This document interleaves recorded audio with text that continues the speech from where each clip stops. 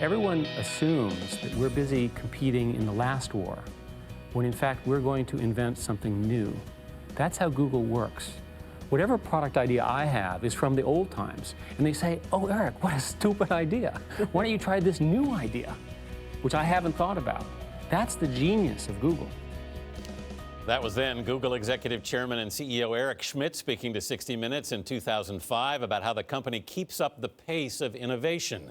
Google has grown dramatically since then, with revenue soaring to $90 billion in 2016, leading to concerns among some staff about how it functions. Leaders restructured under a parent company called Alphabet to encourage more innovation and so-called moonshot projects. Eric Schmidt and fellow Alphabet executive Jonathan Rosenberg just updated their best-selling book, How Google Works. It contains lessons the two learned as they help build the tech giant. Now it includes a chapter on how Alphabet works. Eric Schmidt and Jonathan Rosenberg, we're pleased to have you here. Welcome. Thank you, guys. Thanks for having us. How does Alphabet work differently than Google?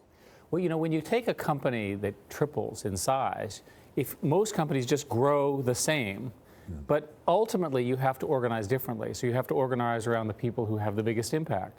So what we did is we took those people and put them in charge of companies. All right, so let me go to the two people who founded this company. How is it different for Sergey and how is it different for Larry? Well, for both of them, they have CEOs now that are actually running these businesses, including Sundar, who runs all of Google. It's a huge change internally. And so what are they doing?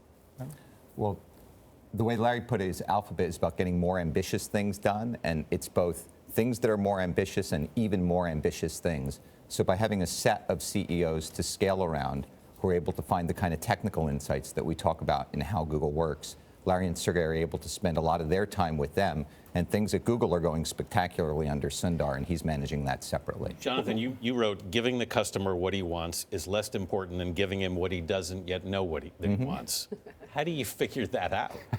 I think you figure that out with CEOs who can really find technical insights, and if you look at sort of, even at the beginning of Google, customers didn't know they wanted search, customers didn't know they wanted Gmail. Photos, people thought what they wanted was photos sorted in order out of the shoebox. And now we can find hugs, we can find... But the two founders will actually spend a whole day, right, with a particular technical team trying to tease out not just the technical insights, but also the business opportunities. It's also said that they're interested in a whole lot of things that go beyond Google. Their ambition is very, very broad. And so if you think about self-driving cars, which is something that Larry talked about for a long time, or all the artificial intelligence work that they worked on when they were graduate students. Sure. So in some sense, Alphabet is just a culmination of their vision from 15 years ago. How far away are self-driving cars? Well, they work now. Well, I've driven... You have failed to drive. I have been driven by one. You've been in and one. I can tell you that the experience starts with being scared. Yes. And then very by the way, quickly... it takes 20 minutes to recover, in my experience. You go from being scared to being exhilarated to being bored in about 5 minutes. And then you feel like you're on a train or a bus. How soon are they going to be on the streets?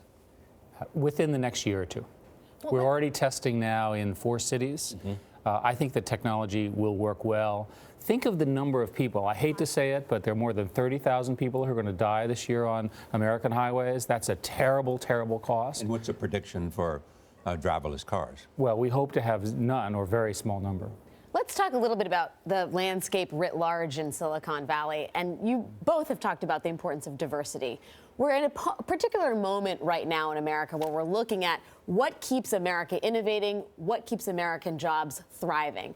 This president has talked skeptically, this White House has talked skeptically about H-1B visas. And I know that this is one of the main avenues through which tech gets foreign workers to Silicon Valley. Eric, where do you stand on that? So the industry is completely united on diversity and inclusion and the importance of high skills immigration.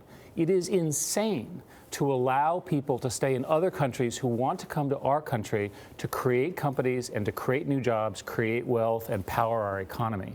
We want all of that talent to come to America to found the kind of companies that Google represents and Alphabet and the many others that will happen.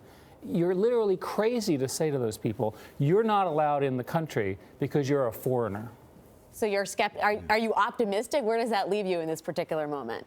We are united as an industry that if you want economic growth and jobs, remember the 5 most valuable companies in America are tech companies right now. If you want more of them, you need to have this high-skilled labor coming in.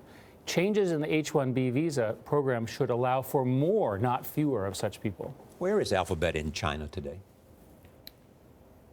So we're in China.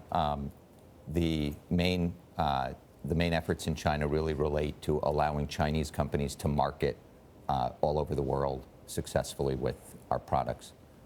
Search is run out of Hong Kong. That's right. So you have to go to Hong Kong too. Yeah, and we do that because the Chinese government blocks some access to our services. And they do that because of some of their censorship rules. Do you feel like Google has a future in China on the mainland? We do. We actually have a very large engineering center there, and our scale and products are growing, but search has been hobbled by some of these restrictions from the Chinese government. What could cause America to lose its technological and its scientific edge, which has powered its economy?